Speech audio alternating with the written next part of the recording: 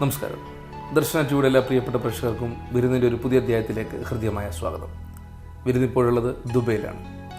ദുബൈയിലെത്തുമ്പോൾ travel and tourism വിഭാഗവുമായി ബന്ധപ്പെട്ട് എല്ലാവർക്കും അറിയാവുന്ന ഒരു പേരാണ് ലിമ ട്രാവൽസ്. വളരെ വർഷങ്ങൾക്ക് മുമ്പ് ദുബൈയിൽ സ്ഥാപിതമായ ലിമ ട്രാവൽസ് ഇന്ന് UAE-ക്കുമപ്പുറം ഇന്ത്യ, മലേഷ്യ തുടങ്ങിയ രാജ്യങ്ങളിൽ വ്യാപിച്ചു കിടക്കുകയാണ്.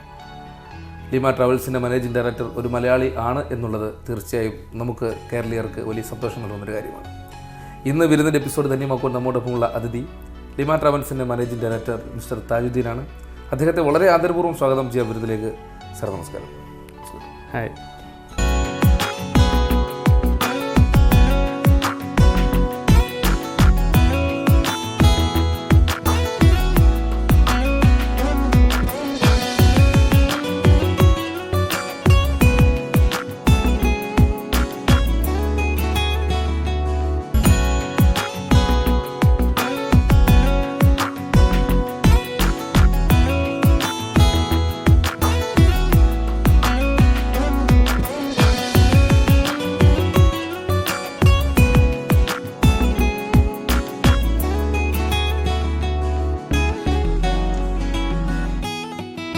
ആദ്യം തന്നെ ഒരു സംരംഭകൻ എന്ന നിലയ്ക്ക് ലിമ ട്രാവൽസ് എന്ന ഒരു കൺസെപ്റ്റ് വളരെ വർഷങ്ങൾക്ക് മുമ്പാണ് UAE-യിൽ താങ്കൾ തുടക്കം കുറിച്ചത്. തുടർന്ന് അങ്ങോട്ട് പല മേഖലകളിലൂടെയാണ് താങ്കളുടെ വളർച്ച. എന്നിരുന്നാലും ഒരു പ്രവാസ ജീവിതം തുടങ്ങുക, അല്ലെങ്കിൽ നമ്മുടെ നാട്ടിൽ നിന്നും കുടുംബത്തെയും നാടിനെയും നാട്ടുകാരെയും ഒക്കെ വിട്ട് മറ്റൊരു രാജ്യത്തേക്ക് ഒരു സംരംഭം തുടങ്ങാം എന്നൊരാശയത്തോടുകൂടിയാണ് താങ്കളുടെ വരവ്. എങ്ങനെയായിരുന്നു തുടക്കം എന്നൊന്ന് പറയാം. ഞാൻ എൻ്റെ സ്ഥലം തലശ്ശേരിക്കടുത്ത് കതിരൂർ ഗ്രാമപഞ്ചായത്തിലെ പുന്നമ്പാലം എന്ന പ്രദേശമാണ്. കേരളത്തിലെ ഒരു സാധാരണ ഗ്രാമത്തിൻ്റെ എല്ലാ ഭംഗിയും ഉള്ള, അതായത് പുഴകൾ, വയലുകൾ, തോടുകൾ, ഗ്രാമത്തിൻ്റെ എല്ലാ ഗ്രാമത്തനിമയും ഉള്ള പ്രദേശമാണ് എൻ്റെ പുന്നമ്പാലം. അവിടുത്തെ ഒരു സാധാരണ സ്കൂളിൽ നിന്ന് വിദ്യാഭ്യാസം ആരംഭിച്ചു. കോളേജ് വിദ്യാഭ്യാസത്തോടൊപ്പം പഠിച്ച വിഷയങ്ങളുമായി ബന്ധപ്പെട്ട് തന്നെ പലപ്പോഴും എന്നെ അത്ഭുതപ്പെടുത്തിയ കാര്യങ്ങളാണ് രാജ്യങ്ങളെന്ന് പറയുമ്പം വിദേശ രാജ്യങ്ങൾ, ഇന്ത്യ ഉൾപ്പെടെയുള്ള രാജ്യങ്ങൾ, അതിനപ്പുറം വിദേശ രാജ്യങ്ങൾ കാണാൻ ഉള്ള ആഗ്രഹം അന്നു മുതലേ എന്നിലുണ്ടായിരുന്നു. അതുമായി ബന്ധപ്പെട്ട് ഏറ്റവും സാധ്യതയുള്ള മേഖല ട്രാവൽ ആൻഡ് ടൂറിസം എന്ന് മനസ്സിലാക്കിയ ഞാൻ കോളേജ് വിദ്യാഭ്യാസത്തിന് ശേഷം തിരുവനന്തപുരത്ത് സ്കൂൾ ഓഫ് എഞ്ചിനീയറിംഗിൽ ചേർന്ന് ട്രാവൽ ആൻഡ് ടൂറിസം ഡിപ്ലോമ എടുത്തു.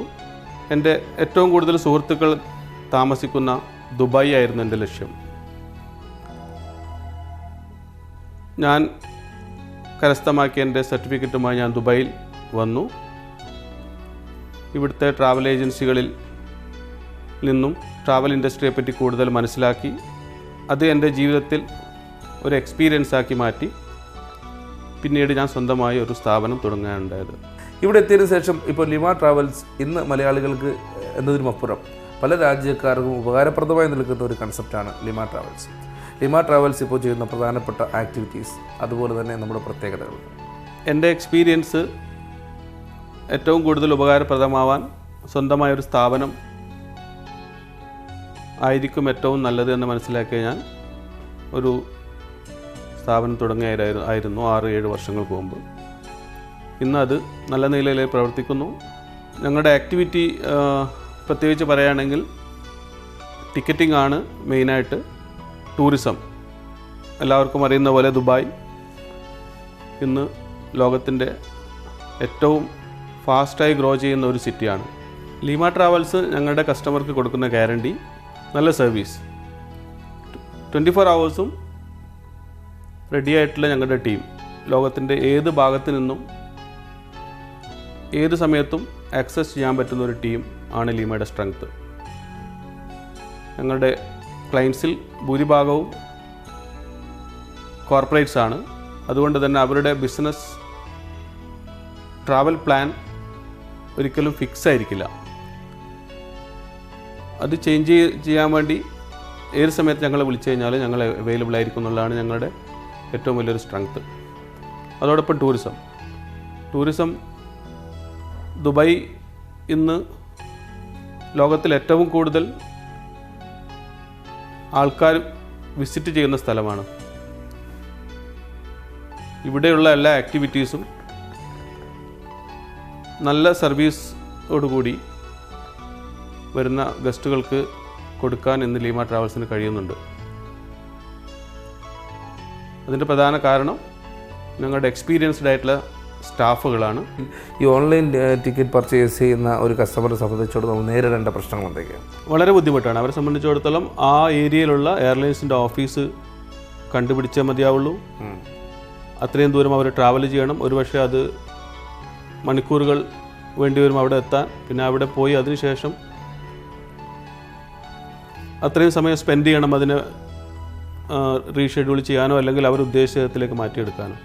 സ്വാഭാവികമായിട്ടും അവർ റെഗുലറായിട്ട് അപ്രോച്ച് ചെയ്യുന്ന ട്രാവൽ ഏജൻസി അവർക്കുണ്ടെങ്കിൽ വളരെ ഈസിയാണ് അവരുടെ ആവശ്യങ്ങൾ നമുക്ക് മനസ്സിലാക്കാനും അതോടൊപ്പം നമുക്കവർക്ക് നല്ല സർവീസ് പ്രൊവൈഡ് ചെയ്യാനും. തീർച്ചയായിട്ടും അവിടെയാണ് ഒരു ട്രാവൽ ഏജൻസിയുടെ ആവശ്യം. ഓക്കെ. ഇപ്പോൾ കേരളത്തിൽ നമ്മൾ എങ്ങനെയാണ് ബിസിനസ് വ്യാപിപ്പിച്ചിരിക്കുന്നത്? അതുപോലെ തന്നെ ഇന്ത്യയുടെ ഏതൊക്കെ ഭാഗങ്ങളിലാണ് ലീമ ട്രാവൽസിൻ്റെ സാന്നിധ്യമുള്ളത്? ലീമ ട്രാവൽസ് ഇന്ത്യയിൽ കേരളത്തിൽ മാത്രമേ ഉള്ളൂ, തലശ്ശേരിയിൽ. വിദേശത്താണെങ്കിൽ മലേഷ്യയിലുണ്ട്. ലീമ ഹോളിഡേയ്സ് എന്നാണ് അതിൻ്റെ പേര്. നല്ല നിലയിൽ പ്രവർത്തിക്കുന്നുണ്ട്. ഈ ഒരു യാത്രകൾ കൂടുന്നതിനനുസരിച്ച് ഫ്ലൈറ്റ് ചാർജുകൾ അവരുടെ ഷെഡ്യൂളുകൾ കൂട്ടുന്നതായി തോന്നിയിട്ടുണ്ടോ? ഒരു ലീമ ട്രാവൽസ് പോലുള്ള ഒരു ബ്രാൻഡ് സ്ഥാപനം നടത്തുന്ന താങ്കളുടെ അഭിപ്രായം എന്താണ്? തീർച്ചയായിട്ടും ട്രാവൽ ഫ്രീക്വൻസി ഇന്ന് പണ്ടത്തെ അപേക്ഷിച്ച് നോക്കുകയാണെങ്കിൽ ഒരുപാട് കൂടിയിട്ടുണ്ട്. നമുക്കറിയാം, വർഷങ്ങൾക്ക് മുമ്പാണെങ്കിൽ സാധാരണ ആൾക്കാർ ട്രാവൽ ചെയ്യുക വൺസ് ഇൻ എ ഇയർ അല്ലെങ്കിൽ വൺസ് ഇൻ 2 years അങ്ങനെയൊക്കെ ആയിരുന്നു. ഇന്ന് അതല്ല. ഇന്ന് ഒക്കേഷണലി അല്ലെങ്കിൽ മിനിമം ഒരു വർഷത്തിൽ 4 പ്രാവശ്യം ട്രാവൽ ചെയ്യാത്ത ആൾക്കാരെ കാണാൻ പ്രയാസമാണ്. ഏത് കാറ്റഗറിയുള്ള ആൾക്കാരായി കഴിഞ്ഞാൽ, മിഡിൽ ക്ലാസ് ആയിക്കോട്ടെ, ആ തരത്തിൽ ഈ ഇൻഡസ്ട്രിയെ ഒരുപാട് ഹെൽപ്പ് ചെയ്യുന്നുണ്ട്. ഫ്രീക്വൻസി ഓഫ് ട്രാവൽ, ജനങ്ങൾ സ്ഥിരമായിട്ട് ട്രാവൽ ചെയ്യാന്നുള്ള അത് ഹോം കൺട്രീന്ന് മാത്രമല്ല, ഒരു 2 ദിവസം ലീവ് കിട്ടിക്കഴിഞ്ഞാൽ നിയറസ്റ്റ് ഒരു ടൂറിസ്റ്റ് സ്പോട്ട് ഏതെങ്കിലും country depends on their capacity of the visa availability, like തുർക്കി അല്ലെങ്കിൽ ഇതിന് അടുത്തുള്ള ഏതെങ്കിലും രാജ്യം 2 ദിവസത്തേക്ക് ട്രാവൽ ചെയ്യാന്നുള്ളത് ഇന്ന് വളരെ കോമൺ ആണ്. അതോടൊപ്പം തന്നെ domestic stay, like for example ദുബായിൽ താമസിക്കുന്ന ഒരാൾ ഫാമിലിയായി 2 ദിവസം ഫുജേറയിലെ ഏതെങ്കിലും ബീച്ച് റിസോർട്ട് പോയി താമസിക്കുക, അല്ലെങ്കിൽ കോർഫുഖാനിലെ ബീച്ച് റിസോർട്ടിൽ പോയി താമസിക്കാം. ഇത് വളരെ കോമൺ ആയിട്ട് ദുബായിൽ കാണപ്പെടുന്ന ഒരു സിറ്റുവേഷനാണ്. ഇതും ഒരുപാട് തരത്തിൽ ഈ ടൂറിസം മേഖലയെ സഹായിക്കുന്നുണ്ട്. ദുബായിയെ സംബന്ധിച്ചിടത്തോളം പറയുകയാണെങ്കിൽ ടൂറിസം ഒരിക്കലും താഴോട്ട് പോയിട്ടില്ല. മറ്റ് ഏത് ഇൻഡസ്ട്രിയും പലതരത്തിലുള്ള ക്രൈസിസ് ഫേസ് ചെയ്യുന്നുണ്ടെങ്കിലും ടൂറിസം എന്നുള്ള ഇൻഡസ്ട്രി ഒരിക്കലും താഴെ പോയിട്ടില്ല. അതിനുള്ള നല്ലൊരു കാരണം എന്ന് പറയുന്നത് ഇവിടുത്തെ സിസ്റ്റമാണ്. ഗവൺമെൻറ് ദുബായിയുടെ ഒരു ഫേസ് ആയിട്ടാണ് ടൂറിസം ഇൻഡസ്ട്രിയെ കാണുന്നത്. സർ, ഇപ്പോൾ ലീമ ട്രാവൽസ് അല്ലാണ്ട് തന്നെ നമുക്കിപ്പോൾ ഒരുപാട് ബിസിനസ്സുകൾ സാറിൻ്റെ നേതൃത്വത്തിൽ നടക്കുന്നുണ്ട്. എന്തൊക്കെയാണ് പ്രധാനപ്പെട്ട ഏരിയകൾ എന്നൊന്ന് പറയാമോ? ലീമ കാർഗോ ഏകദേശം 10 വർഷമായി ദുബായിൽ തന്നെ ഉണ്ട്. പിന്നെ ലീമ പ്ലസ് ജനറൽ ട്രേഡിംഗ്, അതിലെന്തൊക്കെയാണ് വരുന്നത്? ഇമ്പോർട്ട് എക്സ്പോർട്ട്സ് ആണ്. പിന്നെ ഇൻ്റർനാഷണൽ ബിസിനസ് ലിങ്ക്സ് എന്ന് പറഞ്ഞിട്ടൊരു സ്ഥാപനമുണ്ട്. അതിൻ്റെ ഉദ്ദേശം എന്താണോ? അതിൻ്റെ ഉദ്ദേശം ആധികാരികമായിട്ട് പറയാൻ എൻ്റെ പാർട്ട്ണർ മിസ്റ്റർ സുനിൽ ഇവിടെ ഉണ്ട്. സുനിൽ പറയുന്നതായിരിക്കും കുറച്ചുകൂടെ ഭംഗിയെന്ന് തോന്നുന്നു. ഫൈൻ. മറ്റ് ബിസിനസ്സുകൾ എന്തൊക്കെയാണ് നമ്മൾ പ്രൊവൈഡ് ചെയ്യുന്നത് ഇന്ന് UAE? അനൂപ് പറഞ്ഞതൊക്കെ തന്നെയാണ് ഇപ്പോൾ നടന്നുകൊണ്ടിരിക്കുന്ന ബിസിനസ്. ആക്ച്വലി പാരമ്പര്യപരമായിട്ട് ഞങ്ങൾ റെസ്റ്റോറൻറ്റ് ഇൻഡസ്ട്രിയാണ്. ഫാദറൊക്കെ ഇവിടെ ദുബായിൽ കറാമയിൽ റെസ്റ്റോറൻറ്റ് ഉണ്ടായിരുന്നു. നിർഭാഗ്യവശാൽ അത് വിചാരിച്ചതുപോലെ നടക്കാത്തതുകൊണ്ട് വൈൻഡപ്പ് ചെയ്തു. അത് പേരെന്തായിരുന്നു? നമ്മുടെ ഫുഡ് പാരഡൈസ് റെസ്റ്റോറൻറ്റ്, കരാമയിലായിരുന്നു. അതാരായിരുന്നു അപ്പോൾ അതിൻ്റെ ഒരു നേതൃത്വമൊക്കെ ആരായിരുന്നു? ഞങ്ങൾ 2 പാർട്ട്നേഴ്സ് ഉണ്ടായിരുന്നു. സാറുമായിരുന്നു അല്ലേ? അതെ. പാരമ്പര്യമായിട്ട് ഈ ഫുഡ് ഇൻഡസ്ട്രി ഉണ്ടെന്ന് ഫുഡ് ഇൻഡസ്ട്രിയാണ് ആക്ച്വലി ഞങ്ങളുടെ ട്രഡീഷണൽ ബിസിനസ്. ലൈക്ക് ഫാദർ അതായിരുന്നു.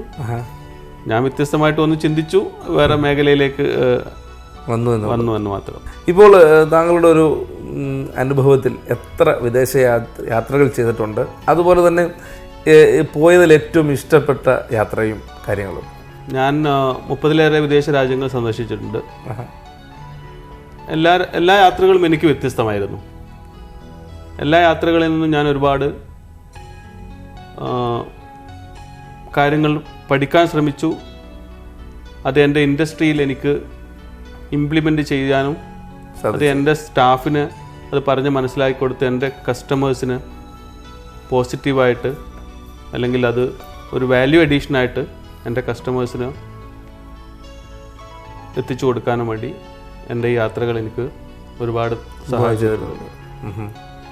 ഇഷ്ടപ്പെട്ട രാജ്യം എന്ന് പറയുമ്പോൾ ഒരുപാട് ഈ സന്ദർശിച്ച രാജ്യങ്ങളിൽ അധിക രാജ്യവും അവരുടേതായ ഒരു ഐഡൻറ്റിറ്റി അല്ലെങ്കിൽ ആ ഒരു സ്പെഷ്യാലിറ്റി ഉള്ളത് കൊണ്ട് തന്നെ എനിക്ക് അങ്ങനെ സ്പെസിഫൈ ചെയ്ത് പറയാൻ സാധിക്കില്ല. എന്നാലും ഒരു പ്രത്യേക കൾച്ചറൊക്കെ ഉള്ള രാജ്യങ്ങൾ ഏതായിരിക്കും? സ്വിറ്റ്സർലാൻഡ് വളരെ ഇഷ്ടപ്പെട്ടു. കാരണം അവിടുത്തെ കാലാവസ്ഥ, ഫ്ലവേഴ്സ്, അവിടുത്തെ ക്രൗഡഡ് അല്ലാത്ത ഒരു അന്തരീക്ഷം, സമാധാനപരമായി വേണമെങ്കിൽ ഒരാഴ്ച പോയി താമസിക്കാൻ പറ്റിയ നല്ലൊരു സാഹചര്യം. ഇപ്പം ഡിഫറെൻ്റ് ആയിട്ട് പറയുകയാണെങ്കിൽ കെനിയയിലെ സഫാരി, അത് ഒരു ഡിഫറെൻ്റ് അനുഭവമാണ്. നിറച്ച് വൈൽഡ് ആനിമൽസ് ഉള്ള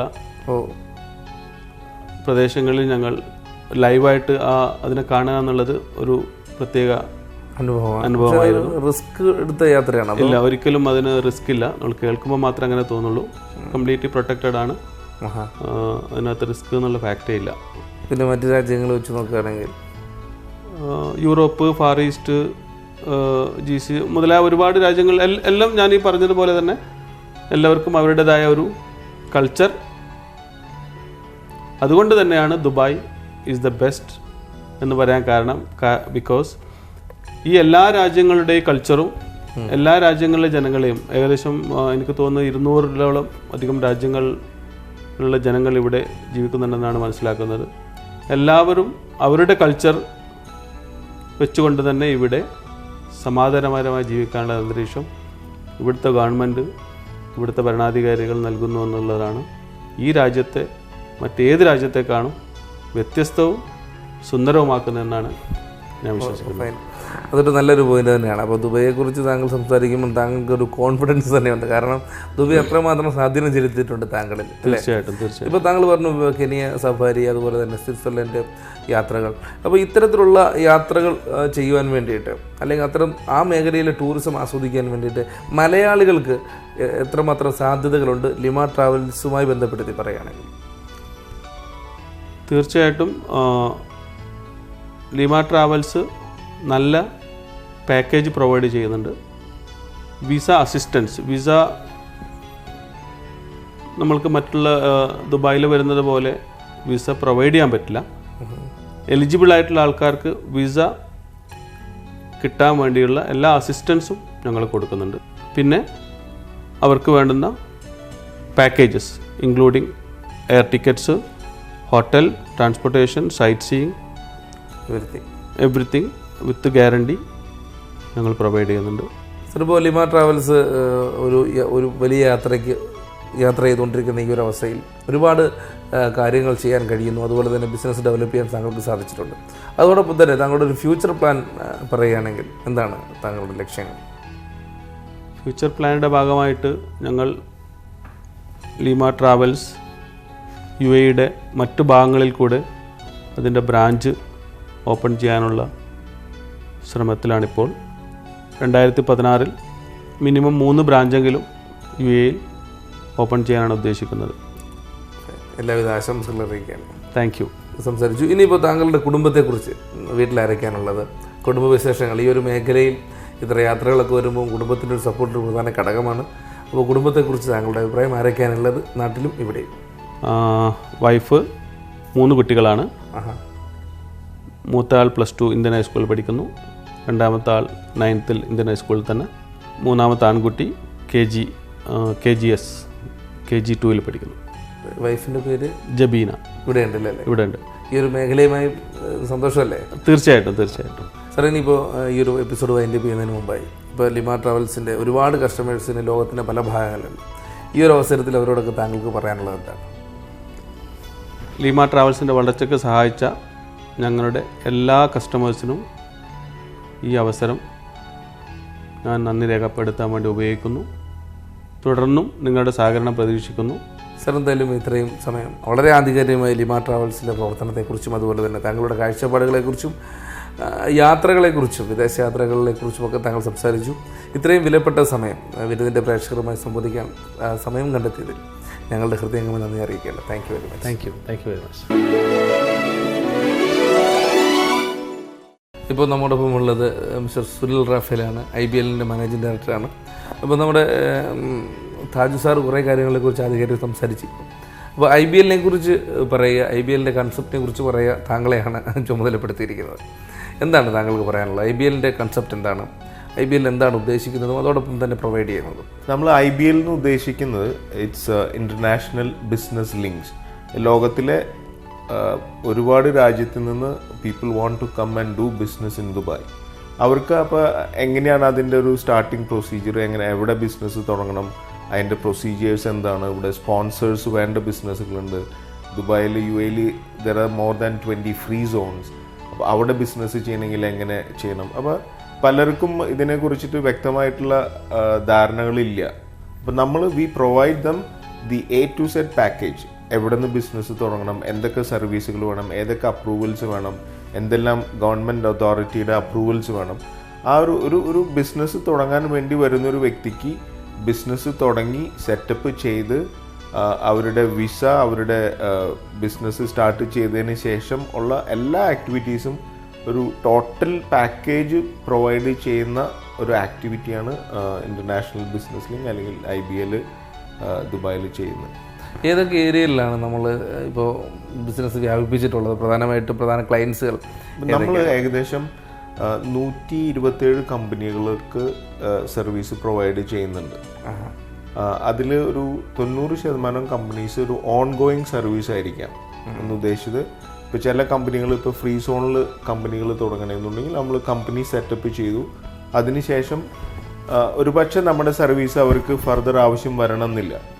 അതേസമയം ഇപ്പോൾ മെയിൻലാൻഡിൽ ഉദ്ദേശിച്ചത് ഫ്രീ സോൺ അല്ലാത്ത ഏരിയകളിൽ സെറ്റപ്പ് ചെയ്യുന്ന കമ്പനീസ് അവരുടെ വിസ, അവരുടെ ലേബേഴ്സിന് ആവശ്യമായിട്ടുള്ള എമിറേറ്റ്സ് ID അല്ലെങ്കിൽ മെഡിക്കൽ, ലീഗൽ ട്രാൻസ്ലേഷൻസ്, അപ്പം നമുക്കൊരു ഫുൾ ടീം തന്നെയുണ്ട്. ലീഗൽ ടീമുണ്ട്. എല്ലാ തരത്തിലുള്ള സർവീസുകളും നമ്മൾ പ്രൊവൈഡ് ചെയ്യുന്നുണ്ട് അല്ലേ? ഇപ്പോൾ നമ്മുടെ നാട്ടിൽ നിന്ന് ഒരുപാട് പേര് ഇവിടെ ബിസിനസ് ചെയ്യുന്നുണ്ട്. ഒരു ബിസിനസ് സംരംഭകനാകാൻ വേണ്ടിയിട്ട് അല്ലെങ്കിൽ അതിനുള്ള സപ്പോർട്ട് ദുബായ് ഗവൺമെൻറ് എത്രമാത്രമാണ് നൽകുന്നത്?